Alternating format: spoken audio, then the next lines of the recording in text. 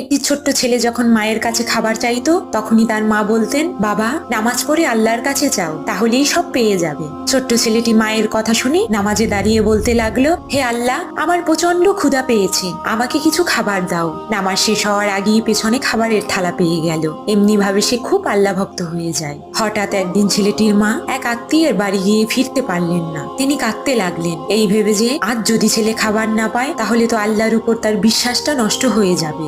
এতদিন তো মাই তার ছেলের পিছনে খাবার রাখতো, কিন্তু আজ কি হবে? পরদিন খুব সকালে মা বাড়িতে এসে ছেলেকে জিজ্ঞেস করলেন, তুমি কি গতকাল খাবার পেয়েছো বাবা? ছেলেটি বলল, হ্যাঁ মা, খেয়েছি। মা অবাক হয়ে জিজ্ঞেস করলেন, কিন্তু কিভাবে? ছেলেটি বলল, কেন মা, এতদিন যেভাবে খেয়েছি বরং গতকাল সবচাইতে সুস্বাদু খাবার খেয়েছি। নামাজ শেষ করার আগেই খাবারের সুঘ্রাণ আমার নাকে আসে, তখনই বুঝতে পারি আমার খাবার এসে গেছে। ছেলেটির মুখে এই কথা শুনে মা সাথে সাথে নামাজে দাঁড়িয়ে আল্লাহর কাছে শুকরিয়া আদায় করলেন।